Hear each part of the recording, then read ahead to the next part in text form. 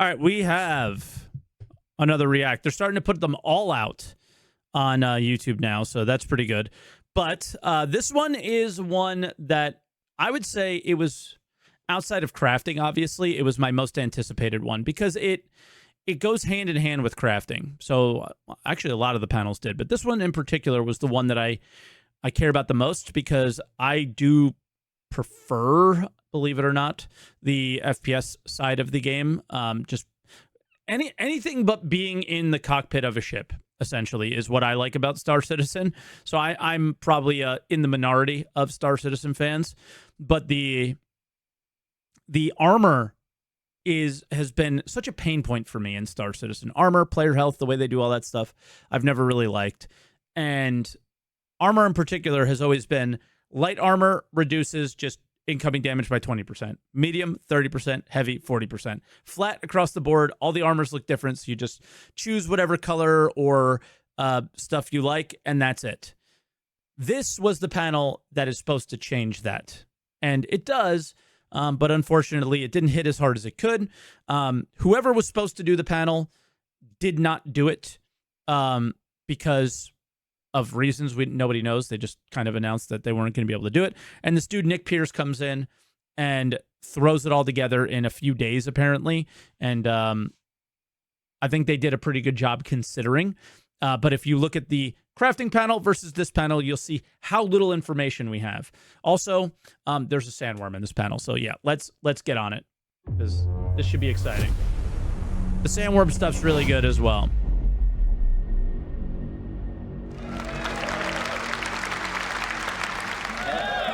Hello. So my name is Nick Pierce, like Joe mentioned. It's my second CitizenCon, but it's my first time presenting, so I'm very excited to be here. And just on behalf of myself and the team, thank you so much for coming to this presentation. Badass jacket. Thank you. With that said, I'm here to talk to you about an initiative that was first introduced right here at CitizenCon in 2019, and that's... Can I split the cam and chat again so you can see more? Thank you for reminding me to do that. Yes, there we go. Adding distinct purpose and specializations to armor and clothing in our game. So let's get started. So, Star Citizen is a game about almost everything where you can do almost anything. With so many different options of gameplay, whether that be mining, piloting, FPS combat, or even a captain of industry. Unlike other traditional MMOs, we don't impose rules or classes onto the player. In real life, people are not just one thing. I'm sure you can all relate. I've had many different jobs. I've not always been a game designer. I mean, traditional MMOs aren't doing that anymore either. Well, I guess he did say traditional. Modern MMOs aren't doing that anymore either. They're kind of allowing you to swap weapons and armor and be whatever you want to be all the time.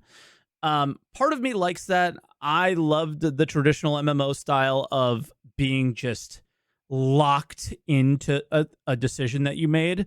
Unfortunately, sometimes you make the wrong decision and then you don't want to play the game anymore. You know what I mean? But the idea of the traditional MMO, you went down the crafting route, somebody else went down the combat route, but you needed each other.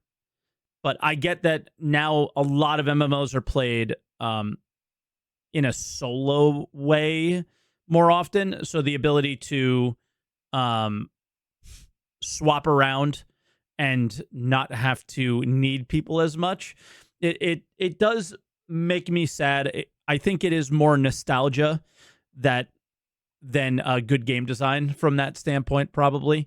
But yeah, I love that idea. I love the idea of, and I talked a lot about this during the event when we were covering it, is I like the idea of being a small cog in a big machine. I don't want to be I do run my own org, I guess, but I don't want to be a leader. I always like to just be a part of something. It's how I've always been. I like to be a team player, I guess. But the idea of swapping around, I think, has always taken away from that. So, but it is what it is. I mean, it's just how MMOs are nowadays. And this is even less like that because there are no skills. There are no at least as far as we're aware, like no super, if I wear this armor, like, something changes incredibly, right? So In fact, it was only a week ago that I found out that Jared used to do tech support for prosthetic legs. It's true. You can ask him. That said, if you're like me, you like to excel at whatever you're doing. So that brings us on to the concept of specializations.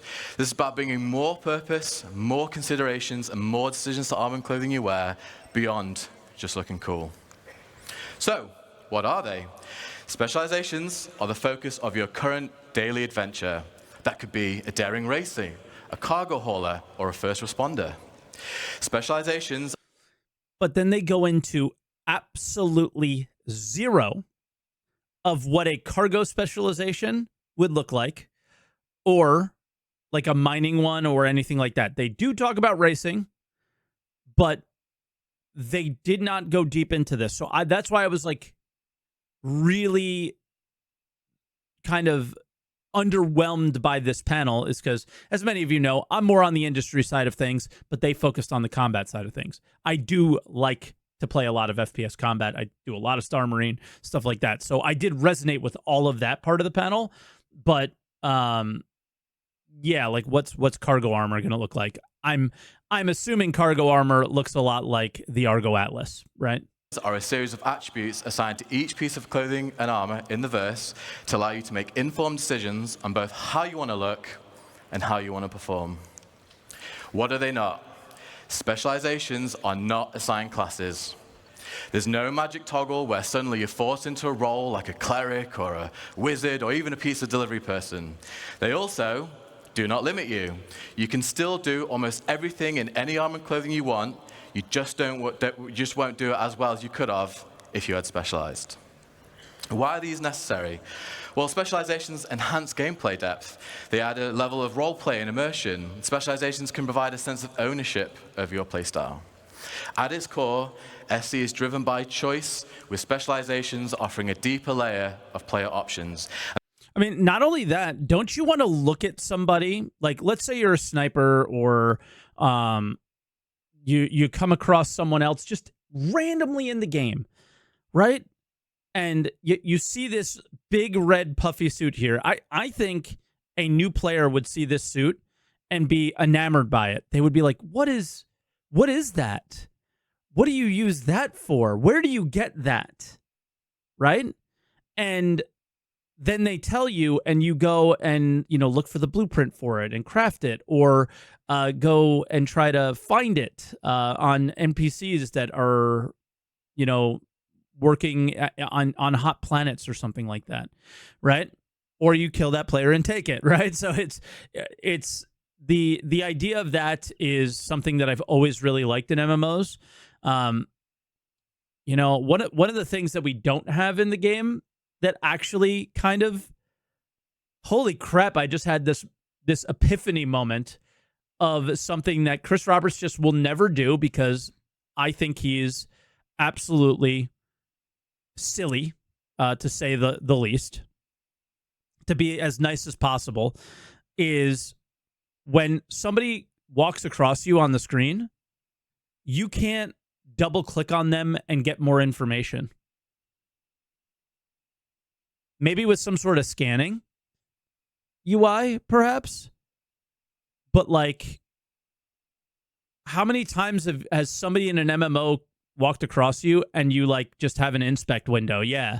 And you look at their armor and you put your mouse over it and you see all of the stats of that armor. You know? I like, and then you're like, oh, that armor has, really good heat reduction. I only played Destiny 2, Zach, and I like just beat the main campaign and then never played it again. A lot of MMOs do it. Eve does it, right? Is you click on the ship and you're like, oh, okay, that's what they're using, right? I mean, even like a game like Stellaris does it in an interesting way, where without certain information about your enemy, you don't know what they're using. It's a shout, to be fair. I'll have a nosy and bring it up. Okay, yeah. I mean, it's just a very common MMO thing, and it draws you to certain content when you're like, oh, that guy looks cool. How do I get that? Right? You could go up and talk to them, or you can have some sort of way to inspect them. And I think it would be silly not to have that, right? But yeah, cool. Well, thanks, Zach, for thinking about that, because, yeah, talking to people. And that's the option to excel, to fool around, to min-max. Go to YouTube is not a response. It should be in the game. Or give yourself a unique challenge. Specialization allows us as developers to make gameplay experiences that are deeper and more complex. So whether you're a salvager, a bounty hunter, or a medic, there will be specialized suits that will help. Yeah, salvager, bounty hunter, medic, and shared nothing about them. Outperform your peers. So at this point, you may be asking yourself, okay, well, how do I specialize? It starts by determining your playstyle. What do you want to do today? Are you going to be a trader, a smuggler, an assassin? Is there a void in your organization that needs filling? This is a decision you get to make and remake every single time you log in. Or, if you're like me, perhaps several times in a single play session. Once you know what you want to do, it's time to start hunting for the right gear. Specialized items are not intended to be found in any old store. You're going to have to do the legwork. You'll have to align with some of those guilds and factions that JJ and Benoit just talked about in the previous presentation. You'll have to explore the galaxy, find hidden stashes, and rare opportunities for better gear. Specialized items are meant for those who are willing to put in the work to exceed at your role. All right, but we do already have a specialized item, and it's combat, right? But that seems like a pretty standard one. So immediately, again, the specialized armor sounds much more special than the way we see it now with the combat visor or whatever, right? So that idea is interesting, but it doesn't read or come through this panel that well, because the examples that they gave were still very combat focused.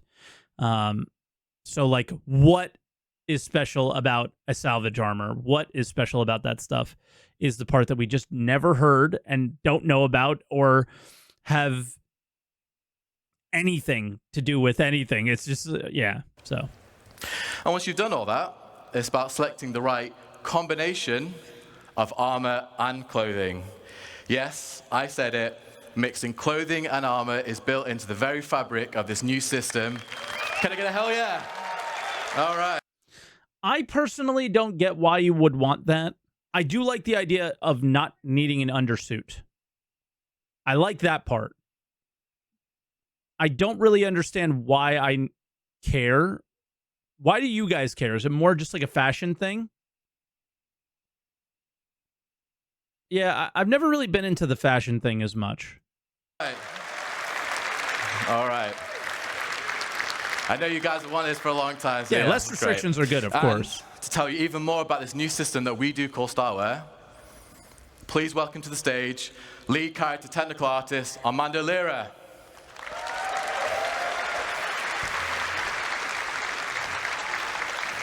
Oh shit, bro.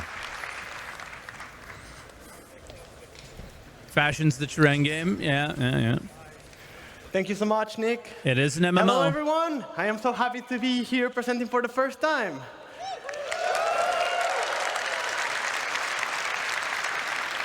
How cool are specializations? We are sure you'll enjoy finding the best combinations for your playstyle. And for that, we had to create a system that gave you all the freedom that you deserve. It's something that I am sure you've all been waiting for so long. Yeah. Yeah, like the freedom thing is important for sure, I think, but it's just not something I care about too much. I'm going to be full armor as much as I possibly can. Starwear. I've never cared about the clothing as much. Are you tired of choosing between clothing or armor? Yeah. So finally, you'll be able to mix and match. Starwear is fashion that meets purpose. As specializations provide you with a multitude of stats to combine, you'll also be able to choose the visual style that you want. Han Solo never had armor? Yeah, and that's why he's dead. But beware, with added options also comes the responsibility of choosing the right combination for the right situation. Let's look at some of the possibilities that starwear will be able to provide you.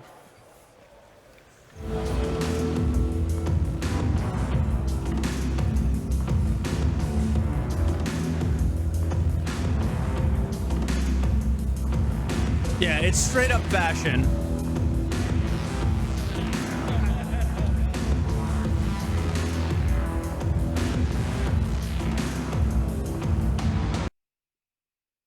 What is this?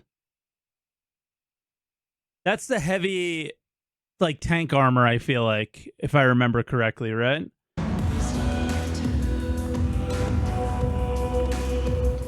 I was thinking because it had like the tubes that maybe it was medic, maybe it was salvage, it was something that like had yeah, it's the heavy hunter armor. I recognize it now, but my initial thought was tubes.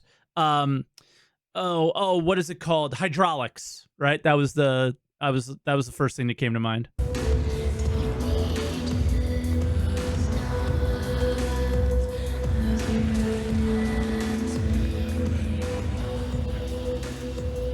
It's cool. I just don't know why I would ever want less damage mitigation, but that's me.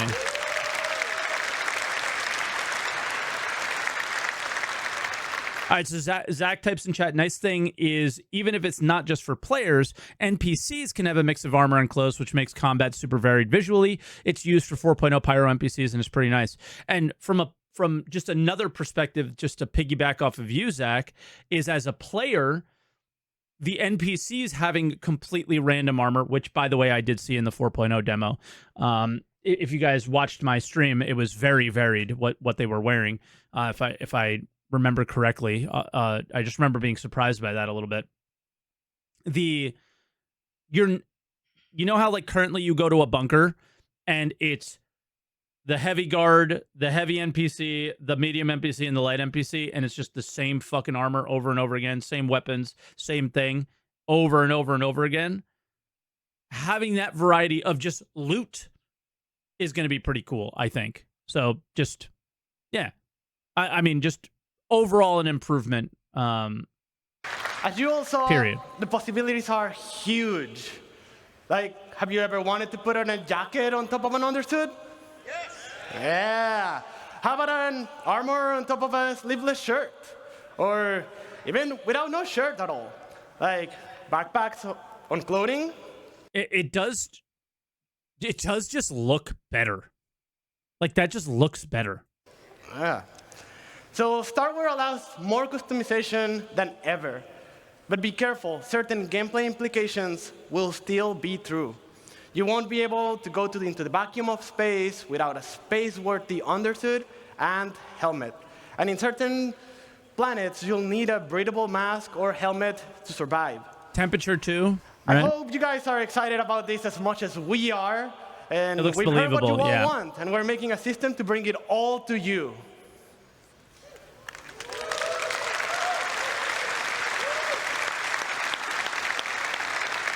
But that is enough about starwear for now. Let's go back with Nick and learn more about how starwear and specializations will improve your gameplay. This is more what's coming next is more up my alley. Well done, bro. All right. Thank you. I gotta say, I like how everybody's encouraging each other, and then at the end, when the fucking Squadron 42 demo failed, Chris just walks off the stage, like with the most I want to explode face I've seen in a long time. Thank you, Armando. Some nice dancing as well, by the way. So as you can see, the starwear system is about adding function to fashion. We are still Star Citizen, one of the best looking video games out there, but we're always going to make sure that you look your best, but now with added purpose.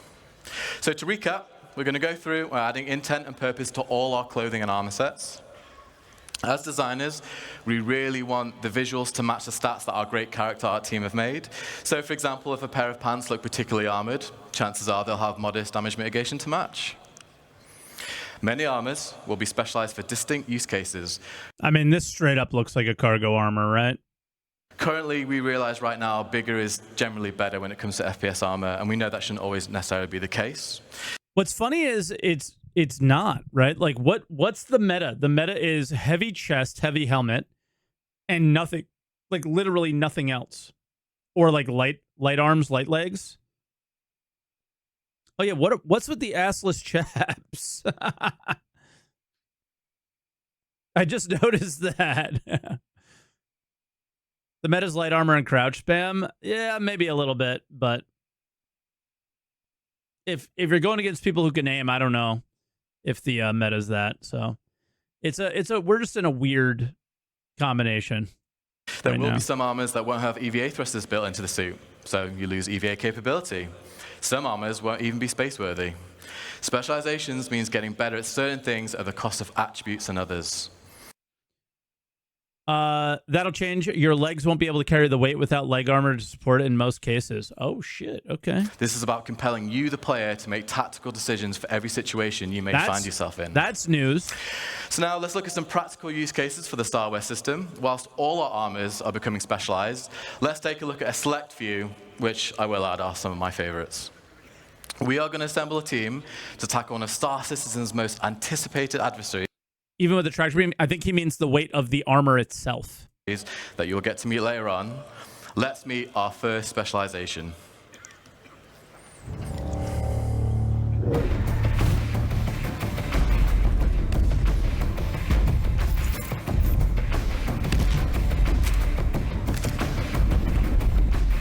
This one, they started out with the leader specialization. Like, this was so confusing, bro.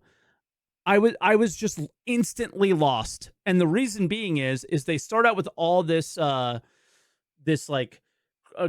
cargo and salvage and armor, and then they go to this guy with a fucking beard and a jacket and saying that this was a specialization. And I'm like, I'm so confused of what you're going with here.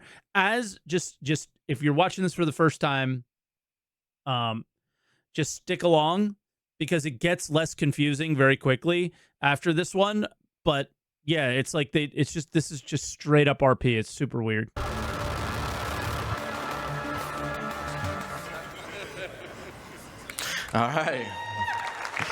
All right, so we have our leader. People are like, what am I clapping for? Let's get into it. So the player's choice of clothing will be crucial in a way it hasn't been before. With magnetic plates built into many clothing items, players can now holster both primary and secondary weapons. However, in the near future, there will be locations in SC where armor and weapons are strictly prohibited. Clothing allows the player the opportunity to access these restricted areas without needing to change. And some clothing will even allow the player to conceal smaller weapons from security. Now it starts to make sense, right? There you go. Should the need arise. Another new addition, we're going to be hiding and concealing weapons, which is insane when you think about it, because every city there's like a whole thing that scans you. There's no way clothes are blocking that. But the idea of some places you're not allowed to go with armor, they've always said that has been a day one from the very beginning thing that they've communicated to us, and they're doing it now, or they're talking about doing it now more so. We're introducing is flight penalties based on the mass and size of your armor and clothing. You'll still be able to fly in medium and heavy armor, but you're restricting the precision of your control.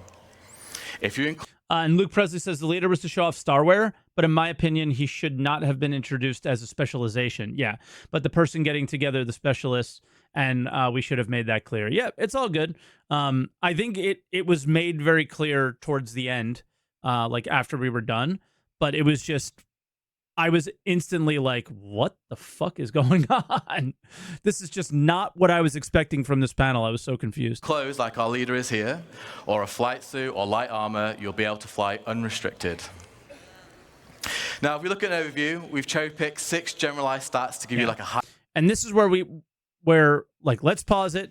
The leader, ignore, right? Just ignore the name the leader and just look at civilian clothing. Very little protection, very good mobility. For some reason, not really good stealth, but I'm assuming that's because you don't have like radar blocking material. and then nothing else because it doesn't have any of those things. So it's like, oh, even clothing is going to have statistics type stuff to it. Got it.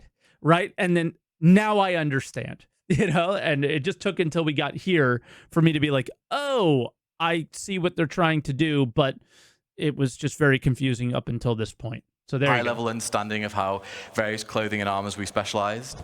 This is by no means a comprehensive list of everything we have available to us. It's just a little, yeah. So here But what happens when you mix clothing and armor? Keep watching. you can see the leader has low protection compared to a full suit of armor and no EVA capability, for obvious reasons, but has great movement, Yeah, this low guy's a emissions, dickhead. allowing them to blend into bustling cities and stations. The leader really excels at freedom of movement here. Let's meet our next members.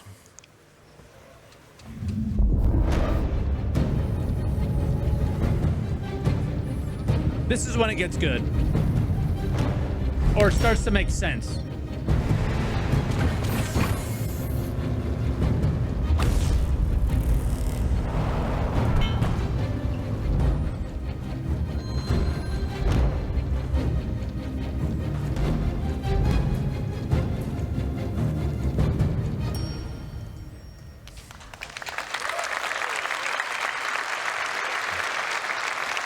Okay. So here we have our pilot. If you remember, back in 3.23, we introduced our first specialized helmet visor, the combat visor. This introduced the dynamic crosshair and all the magazine information on your HUD. This is our... And if I remember correctly, I don't know if Zach is still here or not, if he went back to work and isn't like on lunch break or whatever. But if I remember correctly from his posts, the combat visor is going to get less common because all these other helmets are going to be casting different sort of information, right? pilot visor, which allows the wearer to link with their ship and cast MFDs directly into their visor. This provides the pilot with all the essential data like ship health and shields. So no longer will the pilot need to break concentration during an intense situation to look down at their MFDs. Again, like the leader in this situation, there'll be no penalties to flight. Plus, with added G-force resistance, the wearer will be able to get the most from out of their ship. So if we look at the pilot stats, they have fantastic mobility. Like I mentioned, great G-force resistance for when combat takes them to the limit of human endurance. And finally, this suit comes with the best EVA capability in its class for when remaining in your ship is no longer an option. Here's another variant in our flight suit class, the racing. This makes no sense to me. Why? Because it's a racing suit. Again, the driver is the one that I'm like, huh? But it's the racing suit. So it's also a pilot suit, but it's missing something important. Flight suit. Oh, Zach responded. He said, yep, combat visors on a lot of things at the minute because it's the one we have and we don't want to make loads of helmets feel bad at the minute. As we get to make loads of, or as we get more types in, it'll be less present across loads of helmets. Yep, and that makes sense to me. All light helmets will have the flight visor, and only combat suits will keep the combat visor. Nice. Makes sense. This is what our driver will be wearing. Whoa, whoa, whoa. Dude, why is the driver drinking a beer? Do we need to cancel Nick Pierce? This is what's going on here? This suit, unlike the pilot flight suit, has features which are more streamlined, which allows it to have truly unmatched G-force resistance. You can't drink and drive in space on the most challenging of racetracks. It also offers great oxygen capacity and thermal protection for those planets with hostile environments. So as you can see, this flight suit excels at G-force resistance, but it loses its protection and has much weaker EVA capability. Let's meet our next team members. I love that suit. It's like whoever designed it knows what they're doing. Whoever designed the suit, let's take a look at it for a second, knows exactly what they're doing. What's the most important muscle in your body that, well, I guess there's two muscles or two muscle groups. It's your thighs and your neck, right? or like your lower body and your neck. This is a Formula One suit, 100%. Because the Formula One drivers, it's all about your neck. For pilots, if I understand correctly, it's all about your legs.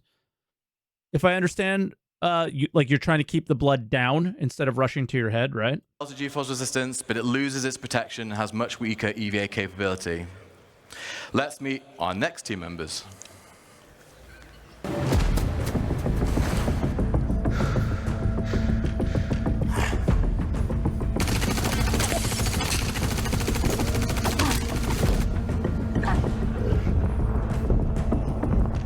Why is he growling? I just noticed that.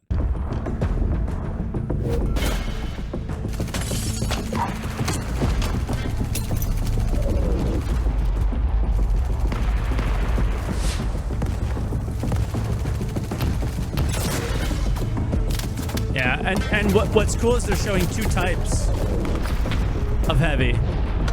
I like it.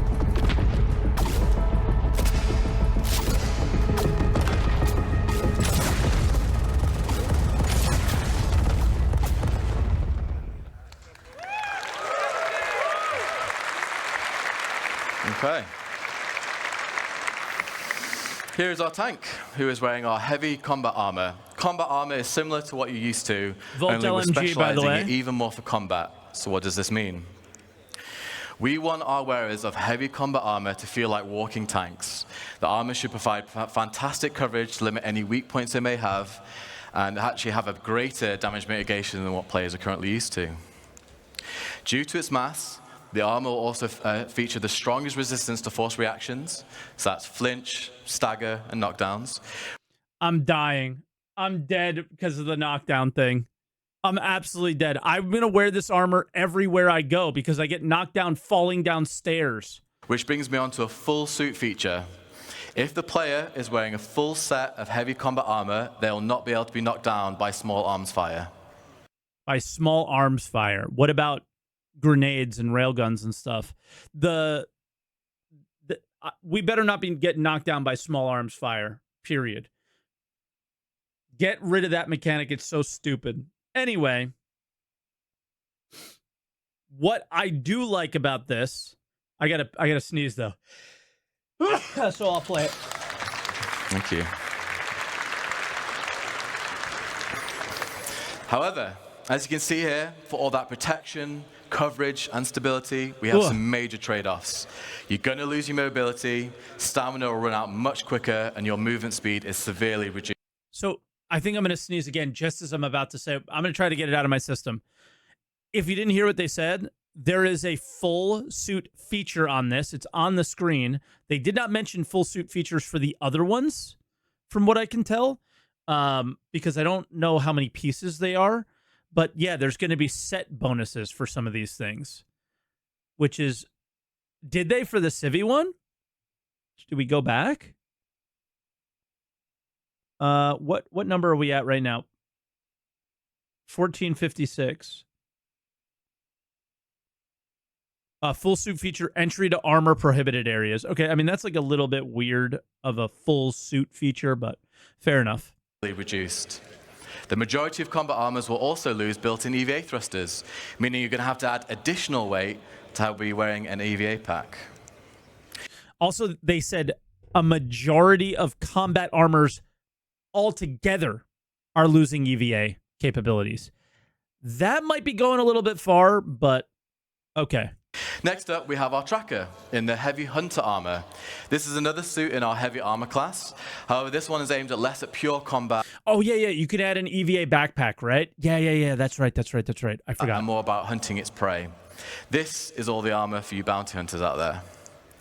The heavy hunter armor has the most powerful active scan for hunting their targets. Its scanner outshines all others in locating infrared and electromagnetic emissions. Perfect for locating those targets trying to lay low, whether that be human or creature alike. Yeah, literally a wall hack helmet. And I agree, the tracker does look more tanky than the combat armor. The combat armor, it looks like too sleek.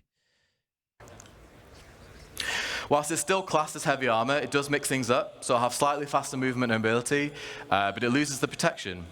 You'll also be able to store more devices like deployables and throwables. So as we compare the stats, whilst not Okay, all but the tracker had them full suit features, which aren't necessarily a made-up perk, but a system thing. For the stealth suit, which will mask your body's emissions, but only when all is covered. Gotcha. Yeah, that's when we get to the sniper one. That's when it was like, ooh, this is getting spicy. So they reduced the production by just a little bit, and this is what I'm talking about. How I was pretty disappointed by this panel from this standpoint. Before I knew that they threw this thing together last minute, is I want to see actual stats on the screen like we saw for the Volt weapon. I think maybe it's a little bit harder for them to do that because they don't want to be locked in too much at this early stage of its development. It would be my guess as well. But the 1 out of 5 kind of boxes is good enough, I guess. not as tough as our combat armor, it does gain an increase in mobility, and while its scanner is the best of the best, the armor is also incredibly noisy and emits powerful emissions. They have so 40. While you may find your top. So Luke Presley just said in chat they have 40 different stats for armors. Yeah, I would love to know some of the ones we didn't see, but I'm sure we didn't see them for a reason. Target with these, there's a good chance that they'll know you're coming for them. That's a lot of stats. Next up, let's look at our last additions to the team. I immediately was like, yes, mining armor. And then it wasn't.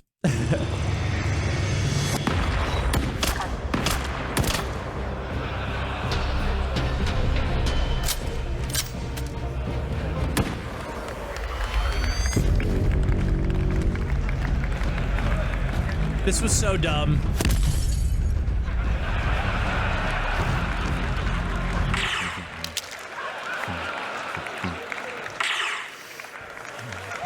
Reezer cosplay. Right. It was dumb, but it was real. Exactly. That's why it worked, because it was real.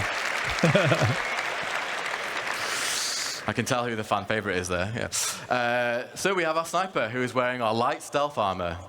Here's another example of a full suit feature. If the wearer has all pieces equipped, so that's helmet, core, arms, and legs, due to its mass and the suit's material, their emissions will run so low that they will be undetectable on radar. Nice. With it being light armor, it also has a great level of mobility and traversal speeds, meaning should the wearer be spotted, they can quickly escape or reposition with ease. And remember, with it being light armor, no flight restrictions. So with the best stealth and fantastic speed, it's a must for any players looking to assassinate, infiltrate, or in this case, be a sniper.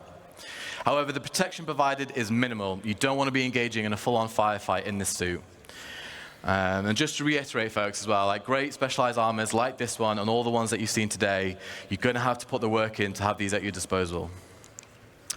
And finally, surround our... Yeah, so again, these aren't just going to be there on day one. You're going to have to craft them. You're going to have to find them. You're going to have to earn them, is what it sounds like. So group, we have that. We're on day one, unless you're a payer, you're going to be using some pretty scuffed armor, I think. That one friend. Like, they have put a lot of armors on the pledge store, boys. They've put a lot of armors on the pledge store, so that's the one that you're like a little yikes about. But what they haven't put on the pledge store are the armors that we see in this demo. So maybe all those will just be basic combat armor, and that'll be that. But I'm not putting it past these guys. They'll put this shit on. They'll ruin it. They'll put it on the pledge store. We've all played MMOs, right? We all know that one friend. That friend's me. No. They ignore all the rules and the strategy. They can What the fuck is Riz? You just aged yourself, dude. only play for 30 minutes a week. They might prefer a bit of glint on their sniper scopes. Who knows? Well, here at CIG, we also support that friend, so they're on the roster too. So, we have our group. What do you guys think? We fun? All right. All right.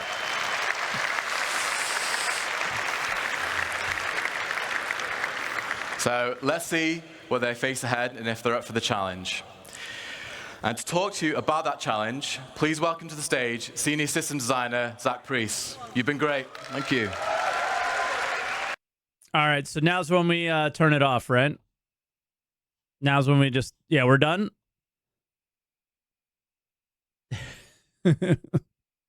Zach's here in chat. We had to troll him a little bit.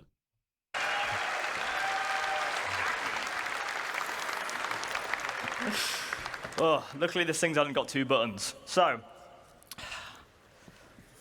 hello, I'm Zach Priest. I do a variety of things at CIG, but thank you, the people at the front. I do a variety of things at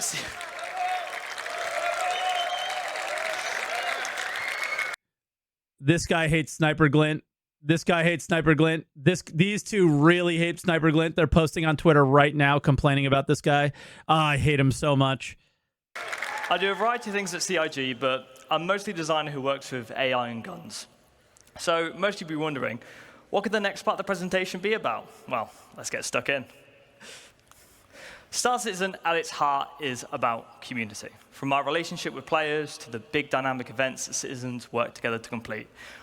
I thought he was going to talk about like new gun stats or something. We love group content and missions that allow players to work together to achieve a goal.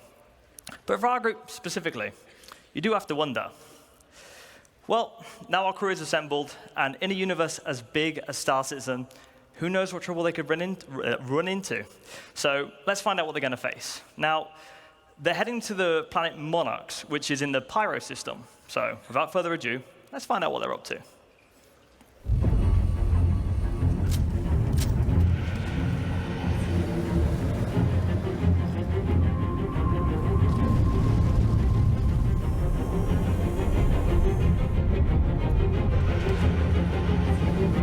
Immediately, I was like, a ground vehicle flying as fast as ships over all those rocks.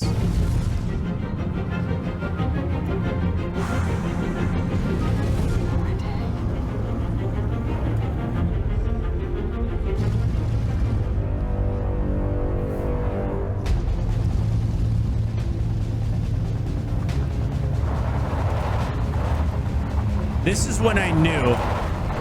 I figured it out right there and was like, what the fuck? No way.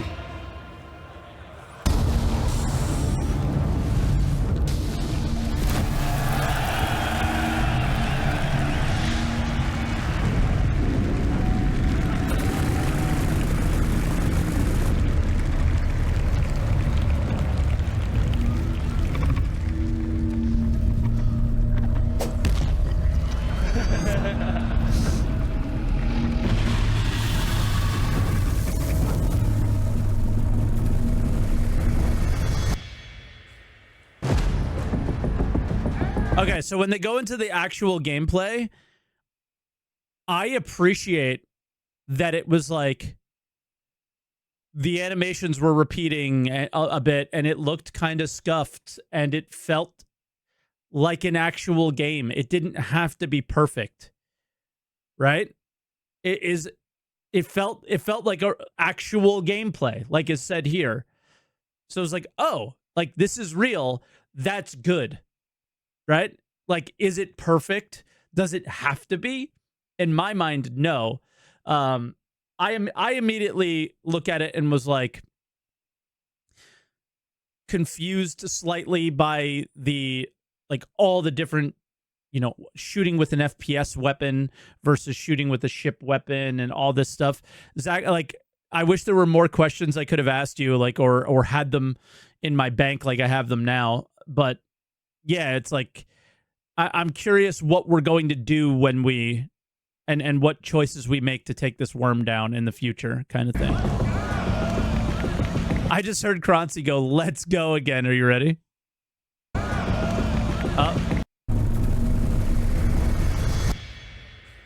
Here we go.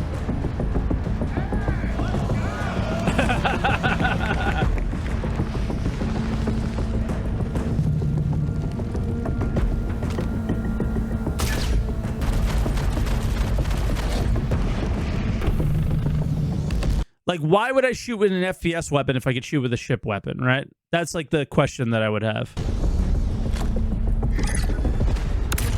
A railgun, I understand, maybe.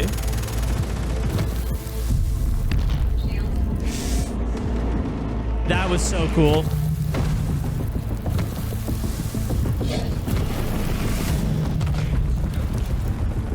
But he missed. Yeah, dev aim. You know how it is. Shooting keeps aggro. Good point.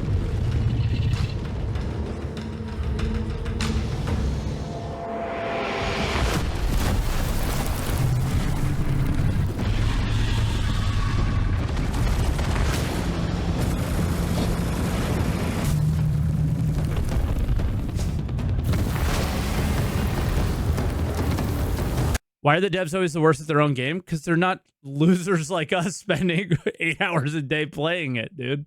They have a real life.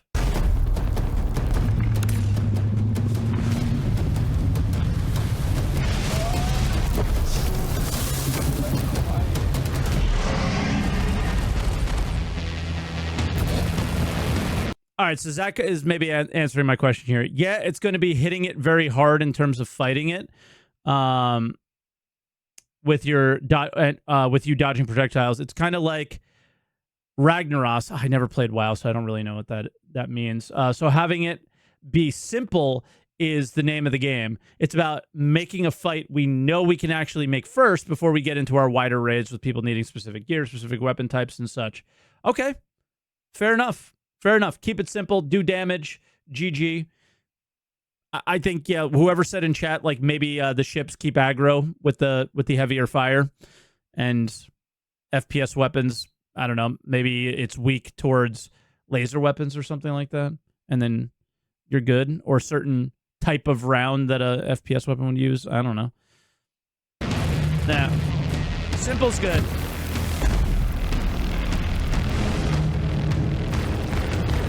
Fair enough.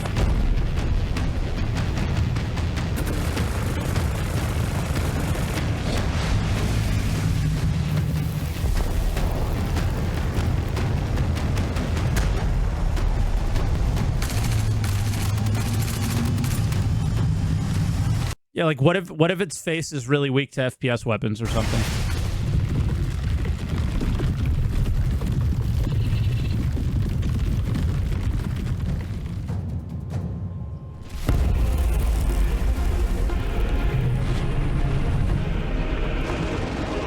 Where's Kevin Bacon? True. But again, it just felt so real.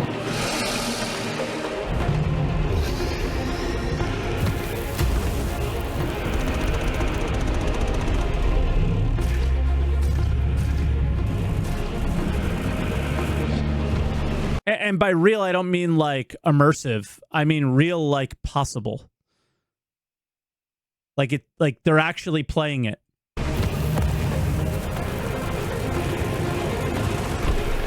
Which was not the theme of the show.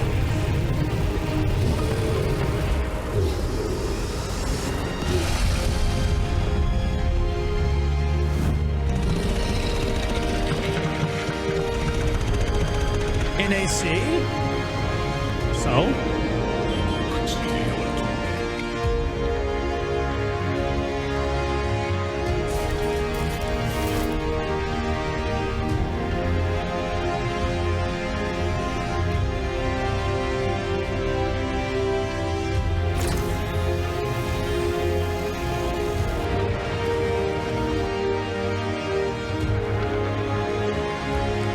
Those are all pristine pearls, guys.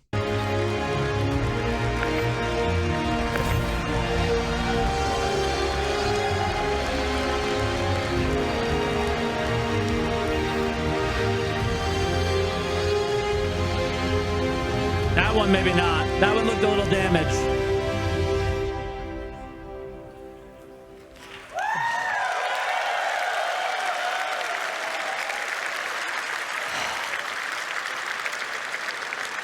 Oh. That breath. That was cathartic. Absolute cinema as far as I'm concerned. The teams at CIG have worked so incredibly hard to get to the point where what we just showed you was no tricks. No. The man's farming emotes on the fucking stage. Dude, that's so funny. I was dying. I don't think Level got it because he's a YouTuber guy. But I knew exactly what he was doing there. Hacks, just gameplay the Valakkar.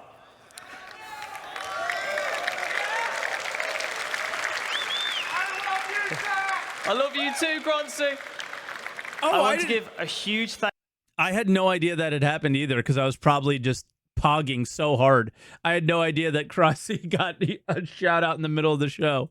you to all the people who put in a lot of work to get to the point where what we just showed you is gameplay.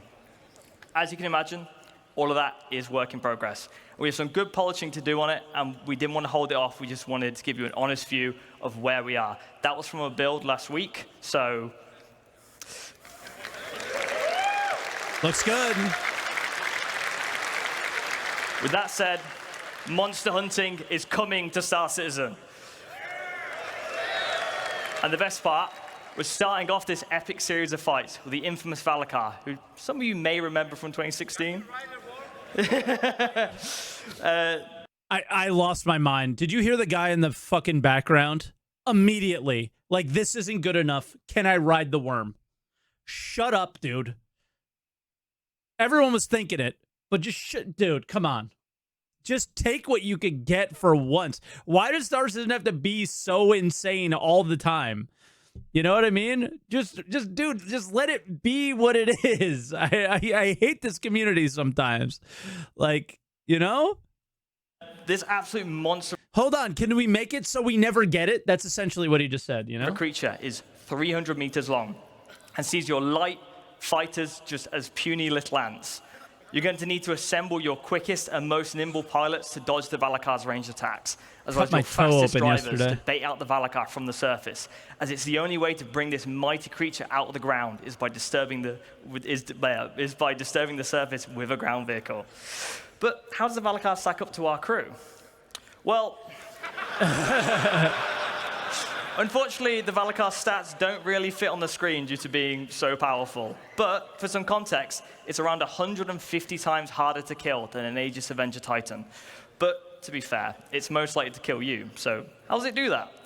Well, the deadly Valakkar has a variety of ways of killing possible threats. So for a high-level overview of the fight, it regurgitates rock-hard sand that has been compressed inside the Valakkar and uses it as a projectile to target foes. That's funny, Zach. But if something's a bit too close for comfort in the sky, it uses its ginormous body to swipe ships out the way. Anything on the ground that it sees as a threat will have to contend with its bite or its deadly slam. So, little bit fun bit of information. As the Valakkar becomes more injured, it will retreat back into the planet's surface, and you'll need to make sure that your ground vehicles stay alive or have backups to bait out the creature again, as well as keeping it interested. So it also means you better, like, so one thing that none of them came with, if you didn't notice, was a medical ship. If you die and you go back to the station, I'm assuming this thing resets or something like that. So the idea is you're going to have to respawn in a respawn ship nearby, very close, have a bunch of ammo and all armor and all those things to keep going back and over and over and over again, right? The big question in a game like ours, how are we going to communicate the health of this creature? Well, how to raid guide right in the presentation. I want my mystery to figure it out. Yeah, but it's still going to take some communication and stuff. I think for the initial one, I think it's totally fine to give some clues into their intentions, because you, especially when you're doing something that different to what players are, you got to remember, for 10 years, they said to people that it's going to be a sim. And then for the last year, they said it's going to be an MMO. So I think that they really need to hammer home, like, this thing has mechanics. This is how it works, because people might be confused or not understand the direction that things are going in. So I would agree with you, like, leave it for us to figure out. I think that that would be very cool. But at the same time, they got to communicate the direction of the game, because it has changed completely.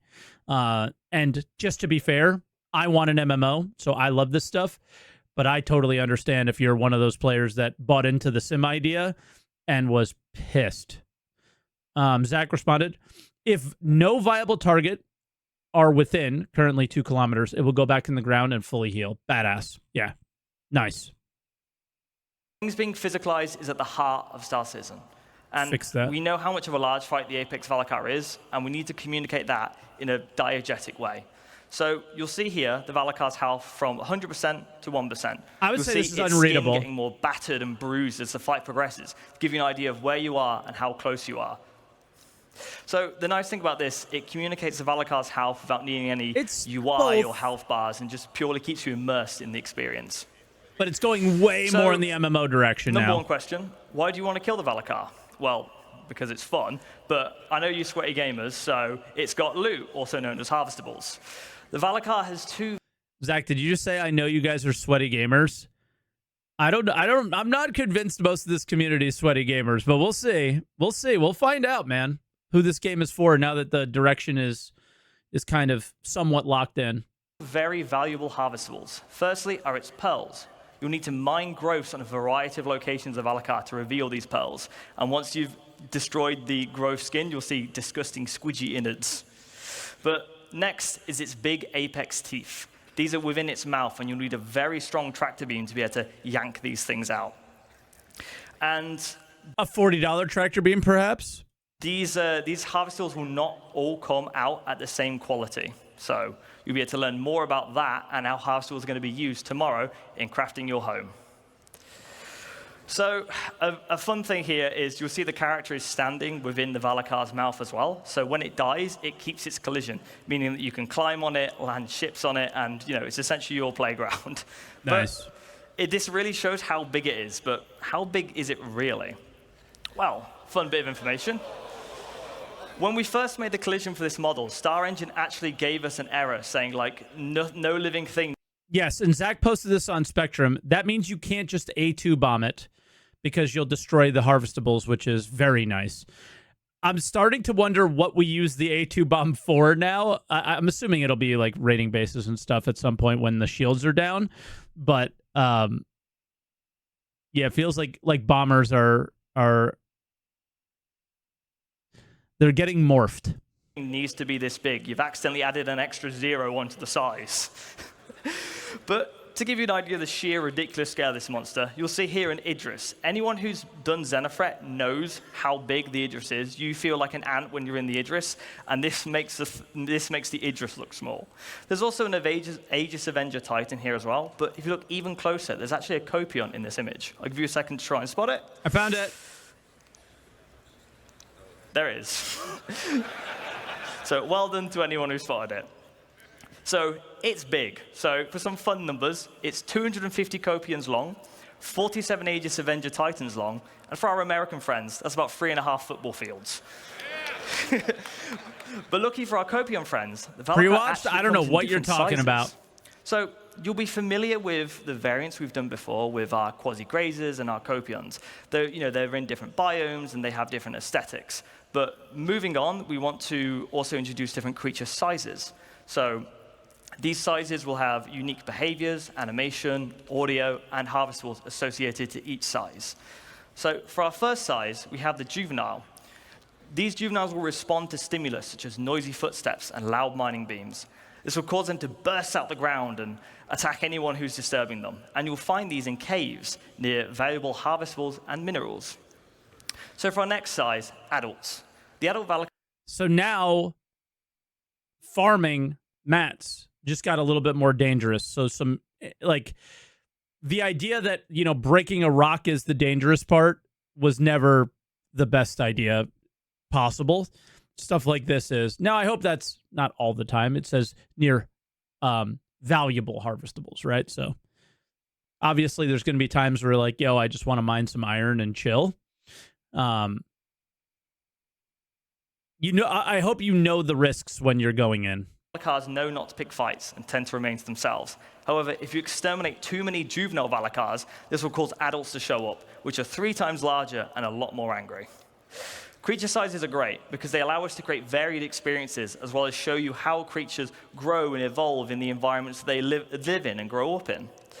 Beyond that, we have our apex, which has the most...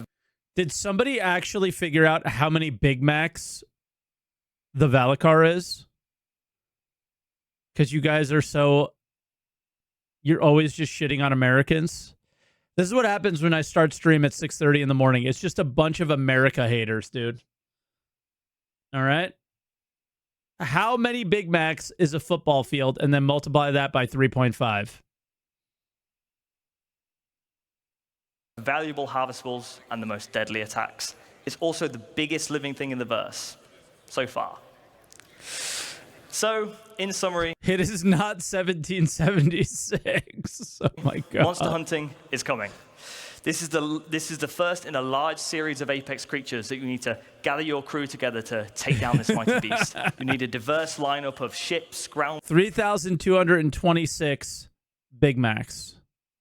Vehicles, loadouts, and skill sets. I also to find take it out funny. The Apex Valakkar. Everyone at CIG is incredibly excited to get the Valakkar into your hands, and we hope it shows that we're not only doubling down on creatures, we're also committed to bringing you gameplay experiences that only a game of our scale can provide. But that's all for the Valakkar, for this Valakkar. Let's take a look at some other fauna. Now, the Valakkar is very exciting, but I also want to share with you the bigger picture for creatures. So let's start with some Valakkar variants. Variants so far have typically just had alterations to their loot and appearance. However, we want to go further with what variants can be. For example, what if the Valakkar evolved and grew in a swamp environment instead of a desert planet? Or if a Valakkar never made it to the surface nightmare and fuel. only lived in drowned caves? These are the kind of questions that make sci-fi one of the best mediums. And I can hear the questions already. What does an adult cave Valakkar look like? What does an apex quasi-grazer look like? Well, it's these questions that get everyone excited that works on creatures to give you a glimpse into the big picture. All of these variances and differences and new creatures make up what we call our fauna matrix. The fauna matrix is basically our creature encyclopedia. So these concepts... I was so interested in this. I was just thinking, of the planets we're getting, where is this thing from? should show you that we want to get more weird and wonderful with our creatures. We've started off with more traditional animal references like dogs and Terra, birds probably, and cows, yeah. But now we're in a position to create the things that we love about sci-fi, which is the weird and the unknown. So, looking at where we're going, like this shit too, all of it our was creatures just crazy. have been defined for the road to 1.0. We've ensured we've got a rich, diverse, distinct roster of creatures to make each of our planets feel special. As well, as considering the unique elements of various planets, ensuring that they're populated with appropriate creatures. We've been designing this creatures image in is mind so that insane. planets' ecosystems influence their behaviors, designs, aesthetics, and harvestables. With that being said, I would like to give you a sneak peek at our fauna matrix. That's all from me. I'm very happy to be bringing the Valakkar to all of our backers. It's really like nothing else you've played before. I'll leave you with this last video. Enjoy the rest of CitizenCon, everybody.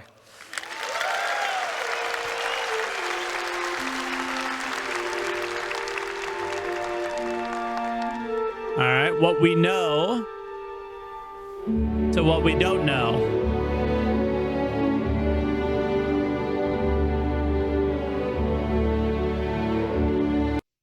I want to know. I want to know really bad about this one. And these.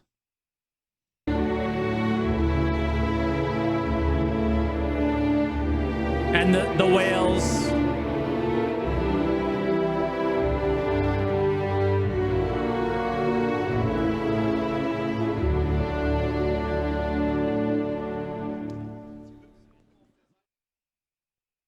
Yeah, that was sick. So, like, that panel did not deliver at all what I thought it would, but it definitely delivered.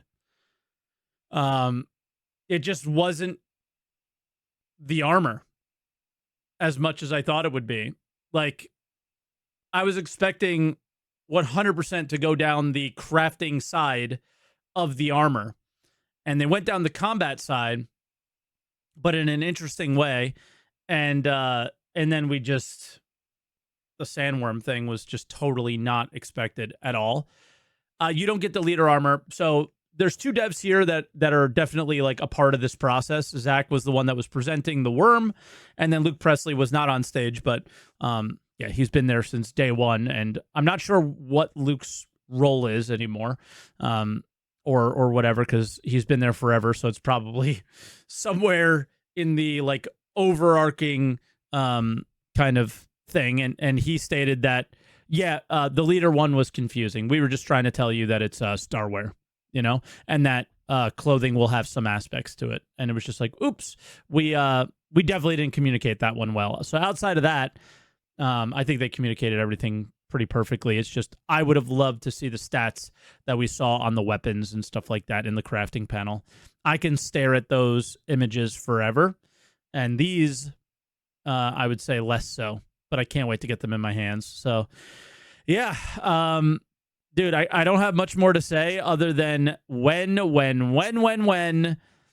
give me this stuff. I am so tired of playing boring Star Citizen with no purpose. Give, you know?